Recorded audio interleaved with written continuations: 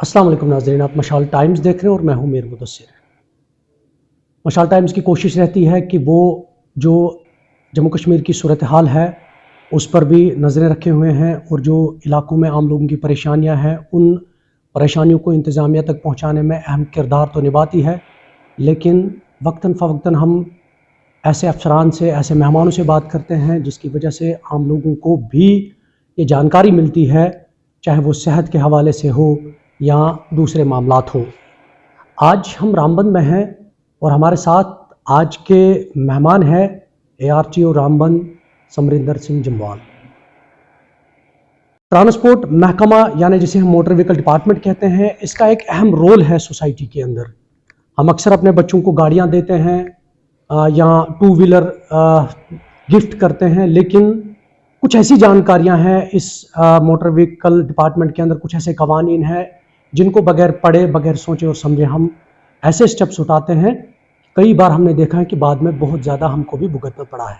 हम जानेंगे सरकार की जानिब से जब से ये सारी सर्विसेज जो है इस मोटर व्हीकल डिपार्टमेंट के अंदर ऑनलाइन हुई है, उससे लोगों को कितनी राहत मिली है, डिपार्टमेंट के ऊपर जो दबाव था, जो बोझ होता था, वो कितना कम हो गया है। इस पर हम बात करेंगे हमारे आज के मेहमान से। Good afternoon sir.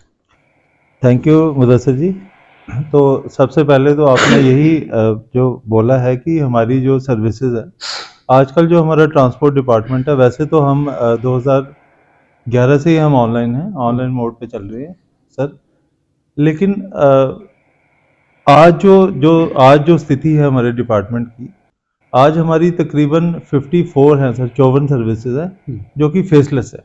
ठीक सर, फेसलेस सर्विसेज का मीनिंग ये होता है कि एप्लीकेंट ना ही हमारे ऑफिस में आएगा, ना वो हमें देखेगा, ना हम उसको देखेंगे, लेकिन उसको सर्विसेज घर बैठे ही, जो उसके घर के कंफर्ट से उसको सर्विसेज जो है वो फराहम हो जाएंगी, की जाएंगी।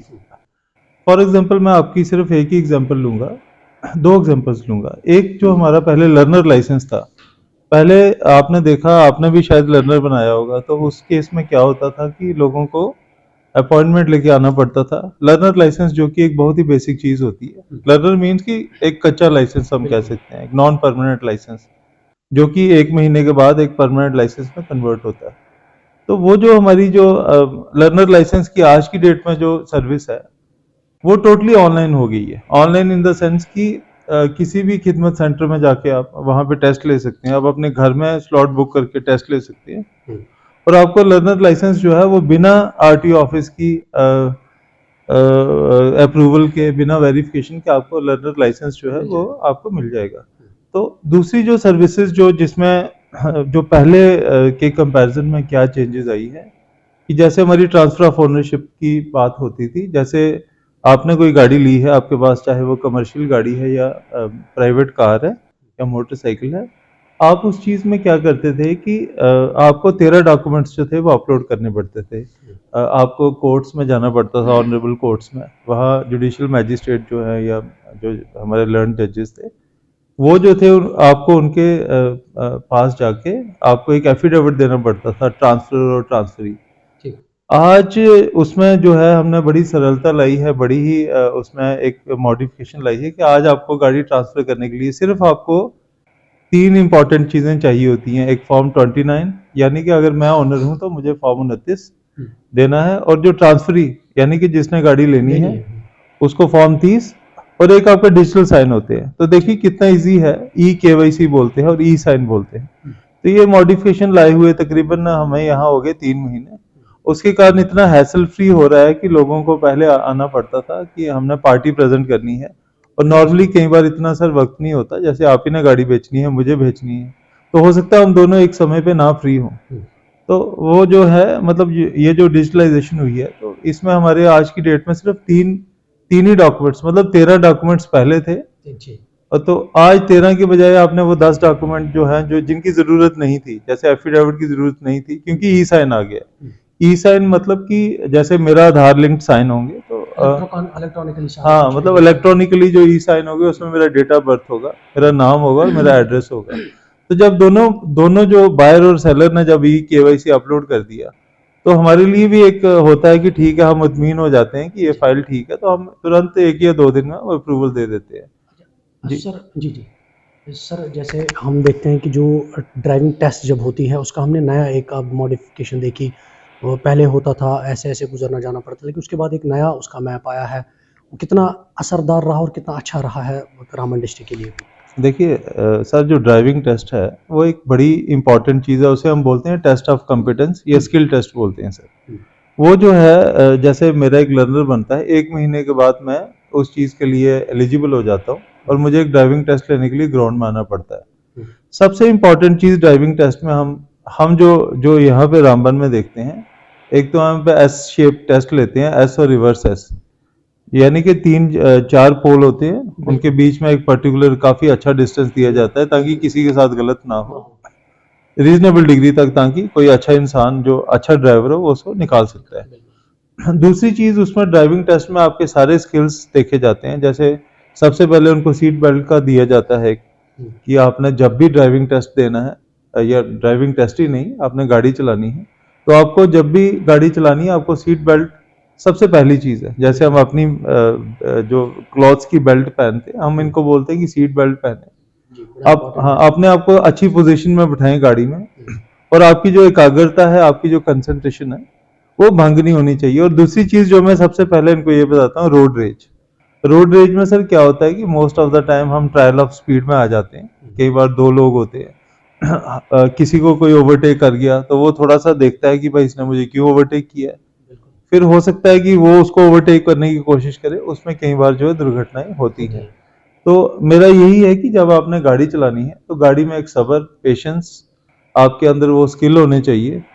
और जो टेस्ट है हमारा, टेस्ट में जब फ्रंट पे जाते हैं, वो फ्रंट पाथ, उसमें पोल को जब बचा के निकलते हैं तो उसमें उनको जजमेंट भी हो जाती है कि गाड़ी को कितना काटना है। और जब खासकर रिवर्स में आते हैं तो हमारी ये कोशिश होती है कि ये मिरर्स देखें, रिवर्स मिरर्स देख के मिरर में सारा इसको हाँ diagnose हो उसको जाए, उसको हाँ उसको distance हो पीछे से देख के जब ये रिवर्स करते हैं, हम इनको यही बोलते हैं कि आप मिरर्स को यूज करें।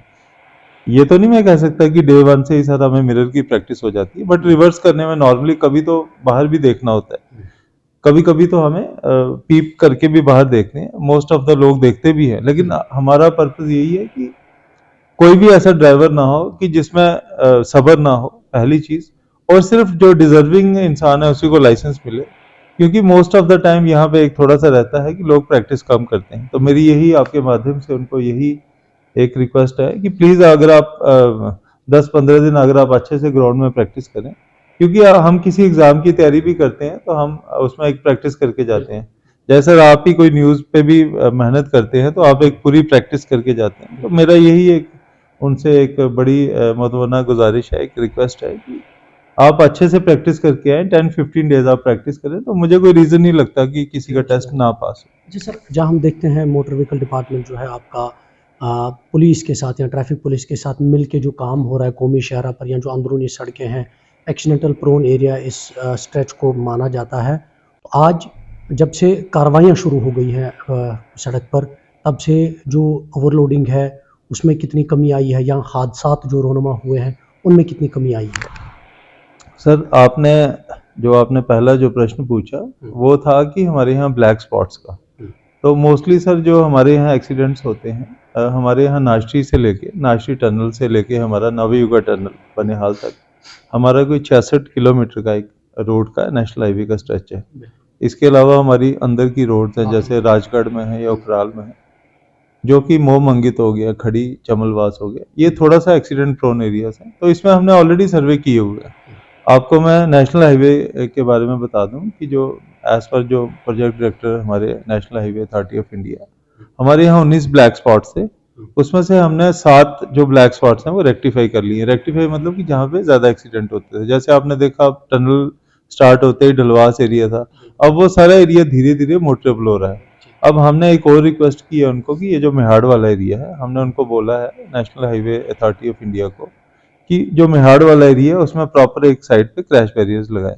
ये वर्दी हमारे डीसी सर ने भी डायरेक्शंस दी हैं, और हमारे जो वर्दी सेक्रेटरी सर ट्रांसपोर्ट है उन्होंने भी ये डायरेक्शंस दी हैं कि वहाँ मेहाड़ को आपने एक तरफ से प्रॉपरली फेंसिंग होनी चाहिए, सो दैट कि उसमें कोई गाड़ी वगैरह आप देखते रहते हैं, मेहाड़ जो है कच्चा स्ट्रेच है। तो हमने एकदम से उनको रिक्वेस्ट की है कि जब तक आपका काम नहीं पूरा होता तो तब तक के लिए आप ऐसे मेजर्स लें ताकि वहाँ किसी को डर ना लगे। मैं ही जब गाड़ी चलाता हूँ तो मुझे एटलीस्ट एक पैनिक नहीं होना चाहिए कि मुझे लगना चाहिए कि वो स्ट्रेच जो है मैं उस पर कॉन्फिडेंटली गाड़ी चला सकता हूँ। दूसरा जो सर और एक्सीडेंट प्रोन एरियाज थे तो उसमें काम चल रहा है, क्योंकि कई जगह अलाइनमेंट चेंज हुई है, आपने देखा टनल्स बन गई हैं, वायरडक्ट्स बन गए हैं। तो हमारी कोशिश यही है कि ये सारा ही मैं श्रेय दूंगा national highway authority of India को, उन्होंने अच्छा काम कर रहे हैं। लेकिन कई जगह चैलेंजेस भी हैं, कॉन्स्टेंट्स भी। आपने देखा कभी कभी शटडाउन्स भी लिए जाते हैं हाईवे पे, हाईवे पे ट्रैफिक बंद रखा जाता है, कहीं कोई गॉर्डर्स की लॉन्चिंग हो रही है, तो वो सारा जो है पब्लिक आजकल काफ़ी आप देखेंगे बेहतर हो गया है। तो हमारे हिसाब से तो सर ये मेजर्स लिए जा रहे हैं रोड सेफ्टी। अगर हम मतलब वायलेशंस की बात करेंगे, जैसे आप लोग के पास टाटा सोमो है, मेटाडोर है, या वीडियो कोच बसें जो जा रही हैं, मिनी बसेस जा रही हैं कौमी शहरा पर, हमने रिसेंटली देखा कि आप गाड़ी में चढ़ के मतलब डेली बेसिस पे चेकिंग करते हैं उनकी जो इक्विपमेंट होते हैं, स्पीड गवर्नर होता है या जो फायर एक्सटिंग्विशर्स होते हैं, वो मेजर्स आप चेक करते हैं। तो उन चीज़ों से कितना अवेयर हुआ है आजकल ड्राइवर भी और जो पैसेंजर है वो भी, और जो इनसे भी कितनी कमी आई है? सर ये जो अनफिट गाड़ी चलाना भी एक मतलब एक अपने आप में ही एक जो ऑफेंस है। अगर मुझे पता है कि मेरी गाड़ी की सर्विस नहीं हुई है या मेरी गाड़ी में जो है वो कैबिन लगा हुआ है, तो और आपको मैं ये बता दूं कि मोस्ट ऑफ द टाइम जो है ये जब हम ड्राइवर्स को ही हम कोशिश करते हैं कि एक पॉजिटिव रोल से लोगों को मोटिवेट करें। पनिश भी करना पड़ता है, बट ड्राइवर्स को जो है हम कोशिश करते हैं एक प्रोएक्टिव पॉजिटिव रोल रहे हमारा, पॉजिटिविटी दें उनको कि वो ये चीज़ करें, उनको मोटिवेट करें। तो हमारा जो आप कह रहे हैं, हमारा मेन फोकस स्पीड गवर्नर पे इसलिए रहता है क्योंकि स्पीड गवर्नर्स जो होते हैं, स्पीड गवर्नर एक टाइप का डिवाइस होता है, उसे हम बोलते हैं स्पीड लिमिटिंग डिवाइस, एसएलडी बोलते हैं सर। ये मोटर व्हीकल एक्ट में क्लियर कट लिखा है कि सभी गाड़ियों में स्पीड गवर्नर, जो 4 पहिया गाड़ी है खासकर पैसेंजर व्हीकल है, उसमें स्पीड गवर्नर प्रॉपरली फिटेड होना चाहिए। और वो एक पर्टिकुलर स्पीड के बाद, जैसे सुमो की 80 स्पीड होगी, 80 के बाद वो उस चीज को फ्यूल की सप्लाई उसको काट देता है। 2 टाइप के स्पीड गवर्नर होते हैं, एक इलेक्ट्रॉनिक टाइप होता है और एक फ्यूल टाइप होता है। तो आजकल नई गाड़ियों में इलेक्ट्रॉनिक टाइप आ रहे हैं, फ्यूल टाइप पुरानी गाड़ियों में फिट होते हैं। तो वो फ्यूल की सप्लाई काट देता है। जब भी ड्राइवर उसको और ज्यादा एक्सेलरेट करने की कोशिश करेगा तो वो वही एक प्रीसेट स्पीड से आगे नहीं बढ़ पाएगी, स्पीड से आगे नहीं जा पाएगी। हाँ, तो उससे सर हमारा ये रहता है कि हमारी जो रोड सेफ्टी है थोड़ी काफी हद तक इंश्योर करते हैं। हाँ, और मोस्टली हमने देखा गया है कि जो नॉर्मली जो श्रीनगर से गाड़ियाँ आती हैं वहाँ पे स्पीड गवर्नर की टेम्परिंग होती है। हो सकता है फिटनेस के टाइम ये लगा देते हो, जब फिटनेस हो गई तो खोल देते हो। तो मैं आपके माध्यम से ये रिक्वेस्ट करना चाहता हूँ जो भी ड्राइवर्स हमारे रोड्स पे होते हैं कि आप स्पीड गवर्नर को टेम्पर ना करें, जो कि ये बहुत बड़ा ऑफेंस है। ये एक स्पीड गवर्नर जो है एक आपकी सेफ्टी है और जो पैसेंजर्स बैठे हैं उनकी सेफ्टी है। जैसे हम अगर इस यूथ की बात करेंगे, जो नौजवान है तबका है हमारा, या स्कूल कॉलेज में जा रहे हैं बच्चे बच्चियां हैं, वो जब स्कूटी ड्राइविंग या बाइक्स वगैरह चलाते हैं तो हमने अक्सर देखा रैश ड्राइविंग होती है, हेलमेट वगैरह का इस्तेमाल बहुत कम करते हैं। तो पेरेंट्स का कितना रोल है इसमें उन बच्चों को समझाने में, और उन तक आपका क्या मैसेज रहेगा? सर देखिए, जो फर्स्ट टीचर होता है वो तो हमारे पेरेंट्स ही हैं। हमें भी जो आज एजुकेशन मिली है, जो हम शायद सोसाइटी में डिसेमिनेट कर पा रहे हैं, तो कई किसी ना किसी हद तक तो हमारे पेरेंट्स का बहुत बड़ा रोल है। और हो सकता है टीन एज में किसी का माइंड सेट इतना ग्रो नहीं होता, कोई इतना ज़्यादा मेच्योर नहीं होता, तो पेरेंट्स ही हैं जो हमारे, क्योंकि फर्स्ट टीचर्स वही हैं। घर में जब हम अपने बड़े बुजुर्गों के साथ एक कांटेक्ट बनाते हैं तो वैल्यूज़ वहीं से मिलती हैं। और मेरा यही रिक्वेस्ट है, जो टीन एजर्स हैं, जैसे 16 to 18 ग्रुप की आप जो बात कर रहे हैं, तो मेरा यही सबमिशन है सभी पेरेंट्स से कि आप अपने वार्ड्स को जो है ज़रूर एक मॉरलिटी का एक दें कि बच्चे आप जा रहे हो तो क्या आपके पास लाइसेंस है, क्या आप चला सकते हैं, तो उनको ना अलो करें। और अदरवाइज हमें तो बहुत मतलब एक यंग बच्चे को अगर हम कुछ एक्ट में कुछ फाइन भी करते हैं, आपको मैं ये भी बता दूं कि विदाउट ड्राइविंग लाइसेंस तो इम्प्रिजनमेंट भी है। तो अगर हम किसी बच्चे को पैनलाइज करते हैं तो उसका आगे सारा फ्यूचर है। तो इसलिए हमारी यही कोशिश होती है कि प्रोएक्टिव रोल रखें। और टीन एजर्स के लिए तो मैं यही बोलूँगा कि वेट करें 18 साल तक, जब आपके पास एक वैलिड लाइसेंस आ जाता है अब तभी गाड़ी को चलाएं। क्योंकि आजकल मोटरसाइकिल विदाउट गियर, जिसको आप स्कूटी बोलते हैं, उसका लाइसेंस भी आजकल, वो पहले बनता था 50 सीसी वाला, आजकल तो कोई गाड़ी भी 50 सीसी आती नहीं। सभी गाड़ियाँ जो है 100 सीसी प्लस हैं, चाहे एक्टिवा ले लें जो और गाड़ी। तो इसलिए वो जो आपको लाइसेंस तो 16 से 18 वाला जो है वो आजकल इशू नहीं हो रहे। सर आपका ये जो प्रोग्राम देख रहे हैं इस वक्त हमारे चैनल के माध्यम से, जो ड्राइवर हजरात हैं वो सुन रहे हैं, जो पैसेंजर व्हीकल चलाते हैं फार फ्लंग एरियाज़ में या इस रामबन, बानिहाल, बटोत इस स्ट्रेच पे, तो वायलेशन जहाँ कहीं भी दिखे या ये बताया जाता है कि आप नंबर्स पे कॉल करें, अगर वो ना माने तो किस किस्म के कवानीन हैं जो उनके ऊपर लागू किए जा सकते हैं, या एफआईआर वगैरह भी जो है हमने पिछली बार सुना था बहुत सारे उनको, उनके ऊपर काफ़ी सारे जो फाइन भी हुआ है। सर मेरा तो सबसे पहले तो यही सबमिशन है सभी ड्राइवर से, एक रिक्वेस्ट है कि आप ही से सुधार स्टार्ट होगा। अगर आप ही आपके पास एक गाड़ी है, उसके फिटनेस, परमिट, इंश्योरेंस और आपका अपना ड्राइविंग लाइसेंस, पोल्यूशन, 4 या 5 डॉक्यूमेंट्स आपने उसके करवाने हैं, रिन्यू होने चाहिए जी। पहली चीज़। दूसरी चीज़ है जो ओवरलोडिंग है, आप देख लें कि गाड़ी की सीटिंग कैपेसिटी कितनी है और कोशिश करें अगर आप ओवरलोडिंग ना करें पैसेंजर व्हीकल्स में खासकर, क्योंकि जितना ज़्यादा ओवरलोडिंग होगी उतनी ज़्यादा गाड़ी को जो है वो नियंत्रित करना या उसको एक कंट्रोल करना। Imbalance होगी। गाड़ी कभी भी आप इम्बैलेंस होके पलट सकती है, हिली एरियाज हैं, कुछ भी अनटोवर्ड इंसिडेंट हो सकता है। तो मेरी यही रिक्वेस्ट है आपसे कि संयम से गाड़ी चलाएं, और अगर आपके डॉक्यूमेंट्स हैं तो ऑनलाइन सर्विसेज का पूरा फ़ायदा उठाएं। अगर आपके डॉक्यूमेंट्स है, मैं आजकल हमारे ऑफिस में तो 0 फुटफॉल है, यहाँ पे बहुत ही कम लोग आते हैं। तो अगर आपका कोई ऑनलाइन सर्विसेज आपके घर के पास कोई खिदमत सेंटर है, आपको 5 मिनट लगेंगे वहाँ जाके रिन्यूअल के लिए अप्लाई करने में। अगर आपका परमिट है, आजकल परमिट ऑनलाइन आपके रिन्यू हो रहे हैं। फिटनेस के लिए ज़रूर आपको गाड़ी लानी पड़ती है, डेट याद रखें, अपना पुराना फिटनेस देख लें कि कब फिटनेस मेरी एक्सपायर हो रही है, इंश्योरेंस को देखें, आप अपना ड्राइविंग लाइसेंस वगैरह ये सारी चीज़ें देख के चलें कि कहाँ पे जो है मतलब कहीं कोई डॉक्यूमेंट तो नहीं है जो आपका इनकम्प्लीट है। क्योंकि अगर आप ही से आपके पास एक गाड़ी है, अगर आप सभी एक एक करके सभी की एक सहभागिता से, सभी की एक उससे पार्टिसिपेशन से अगर हम इस चीज़ को एक प्रॉपर वे में हम रोड सेफ्टी इंश्योर कर सकते हैं। क्योंकि पैसेंजर्स बैठते हैं तो वो भी हमारे आपकी तरह है, एक कॉमन मैन चलता है। मैं खुद चलता हूँ पब्लिक ट्रांसपोर्ट में, तो जब मैं ही बैठता हूँ तो मुझे भी उम्मीद होती है कि मैं सेफली पहुंचूंगा अपनी डेस्टिनेशन पे। तो जब भी कभी हादसा होता है तो उससे सबसे ज़्यादा दुख तो आई थिंक हमें ही होता है। क्योंकि मैं तो पर्सनली बड़ा फील करता हूँ कि कोई एक्सीडेंट होता है तो मुझे दिल से बहुत ज़्यादा हर्ट भी होता हूँ कि ये क्यों हुआ। अगर थोड़ी सी अलर्टनेस होती तो शायद एक जो इंसान था या 4-5 जो लोग हैं बेचारे वो अपनी लाइफ और जी सकते थे। तो मुझे तो यही है कि आपकी पार्टिसिपेशन के बिना आप बोलेंगे कि ARTO या इंस्पेक्टर 24 घंटे प्रैक्टिकली रोड्स पे रहेंगे, वो भी पॉसिबल नहीं है। दिन रात गाड़ियाँ चलती हैं यहाँ 24/7। तो ट्रैफिक वाले भी प्रैक्टिकली नहीं रह सकते, हम भी प्रैक्टिकली 24 घंटे आप बोलेंगे जी 24 घंटे हम रोड्स पे हैं। तो यही है कि आपकी अलर्टनेस से ओवर स्पीडिंग ना करें, लेन जंपिंग ना करें, थोड़ा सा संयम रखें। संयम रखेंगे तो उससे क्या होगा, जामिंग नहीं होगी। जामिंग नहीं होगी तो आपका आगे जो आपको रहता है कि जैसे जाम में अगर आधा घंटा गाड़ी फंस गई, फिर आप उसे उस टाइम को ओवरकम करने के लिए आप और ज़्यादा गाड़ी भगाते हैं। तो उससे क्या होता है कि उससे एक हमारे अंदर मतलब एक इनसिक्योरिटी आती है, दोबारा कॉम्प्रोमाइज़ होती है गाड़ी की स्पीड। तो हम तो 24 घंटे आपके सुबह शाम रात को जब भी हमें वक्त मिलता है हम ऑनलाइन काम करते रहते हैं। और यहाँ पे मैं ये भी सर आपको बता दूं कि ऑलमोस्ट बहुत ही कम पेंडेंसी है ही नहीं।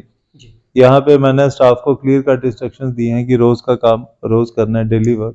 जैसे आज कोई 10 एप्लीकेशनें आई होंगी अगर रिन्यूअल की, तो 10 की 10 जो है वो शाम को हो जाएंगी। आप किसी खिदमत सेंटर से उसका प्रिंट ले सकते हैं, ऑफिस आने की तो जरूरत नहीं है। अगर आपको कोई क्वेरी है आप मोस्ट वेलकम, ये आपका पब्लिक ऑफिस है, ये आपका अपना ऑफिस है, आप आए। कोई क्वेरी है, मैंने अपना नंबर दिया हुआ, मेरा उस पर नंबर है, वेबसाइट पे मेरा नंबर है, आप किसी भी टाइम मुझे कॉल कर सकते हैं। अगर आपको ओवर स्पीडिंग का दिखे मुझे एक व्हाट्सएप शेयर करें कि ये इंसान जो है ओवरलोडिंग कर रहा था, तो हम जरूर उसको तो हम सर बुलाएंगे ही। और हमने काफ़ी जगह चेकिंग भी की है इन एरियाज में। तो मेरा यही है, मुदस्सिर सर के थ्रू यही मैसेज रहेगा कि आप भी सर, अगर कोई मीडिया तो हमारी मतलब एक आइज एंड ईयर्स है, तो अगर आपकी तरफ से सर कोई वायलेशन होती है, आप देखते हैं कि कोई वायलेशन हो रही है, आप एक व्हाट्सएप ही कर दें, आपने करते भी हैं आप, मैंने ऑलरेडी भी आपने किया हुआ है, और भी हमारे अच्छे मीडिया के जर्नलिस्ट हैं वो भी हमें करते हैं कि जी यहाँ है वायलेशन, तो वो वायलेशन को ड्राइवर हजरात ये ना समझें कि वायलेशन उनके खिलाफ है, ये उनको एक अलर्ट करने का, उनको एक सुधारने का है, और बड़े पॉजिटिव वे में। हाँ, हमारा लास्ट जो मेन पर्पज है हमारा एक ह्यूमन लाइफ को बचाना, हमारा मेन पर्पज है। जी, thank you so much sir, हमें सर, अपना टाइम दिया। Sir thank you very much, और मैं बहुत ही ज़्यादा ग्रेटफुल हूँ आपका। आप तो जो आपने मुझे सुना और मुझे मौका दिया इंटरेक्ट करने का लोगों से, और मैं एक बार दोबारा एक बड़ी विनम्रता से रिक्वेस्ट है कि please please save your life, save life on roads. Road accidents are not required, चाहिए नहीं हमें रोड एक्सीडेंट्स, हमें खुशी चाहिए और रोड्स बिल्कुल सेफर चाहिए हमें। Thank you sir. Thank you. ये हमारे साथ हमारे मेहमान थे ARTO रामबन समरिंदर सिंह जमाल, जिन्होंने तफसील के साथ ये बताया कि ऑनलाइन सर्विसेज जो हुई हैं उनसे लोगों को कितना फ़ायदा हुआ और जो दबाव है वो कितना कम हुआ, क्योंकि सारी सर्विसेज जो है अब इलेक्ट्रॉनिकली ऑनलाइन है। दूसरी बात इन्होंने ये कही कि माँ बाप की जिम्मेदारी बनती है कि अगर आप अपने बच्चे को कोई चीज़ गिफ्ट करते हैं, चाहे वो 4 व्हीलर है 2 व्हीलर है, आप ये पहले जांच पड़ताल करें कि उसके डॉक्यूमेंट्स बराबर हैं, उसके पास ड्राइविंग लाइसेंस है। हम माँ बाप चाहता है कि वो अपने बच्चे को सारी खुशियाँ दे, लेकिन उन खुशियों का उलट ना हो, उन चीज़ों का भी ध्यान रखना बेहद ज़रूरी है। साथ ही साथ बिना कोई कंप्रोमाइज़ किए हुए ARTO रामबन का ये मानना है कि जिस शख्स को भी वायलेशन करते पकड़ा जाएगा, जो भी ओवरलोडिंग ओवर स्पीडिंग में इस हमारे रडार में आएगा, उसके खिलाफ सख्त से सख्त कानूनी कार्रवाई की जाएगी। इससे पहले भी बहुत सारी कार्रवाइयाँ हुई हैं, जिसकी वजह से आज हम देख रहे हैं काफ़ी वक्त से कौमी शहरा पर हादसात और रोनमा होने में किसी हद तक कमी आ चुकी है। फिर से एक बार हम भी अपनी तरफ से और ARTO साहब की तरफ से भी ये रिक्वेस्ट करते हैं कि आप जब भी कौमी शहरा पर गाड़ी चलाएं, आप एहतियात से चलाएं और आप सब्र से गाड़ी चलाएं कौमी शहरा पर। ये हमारा पैगाम भी है। नए प्रोग्राम के साथ, नए मेहमान के साथ मैं आपसे दोबारा एक बार फिर रूबरू होऊंगा। तब तक के लिए दे इजाज़त। अल्लाह निगहबान।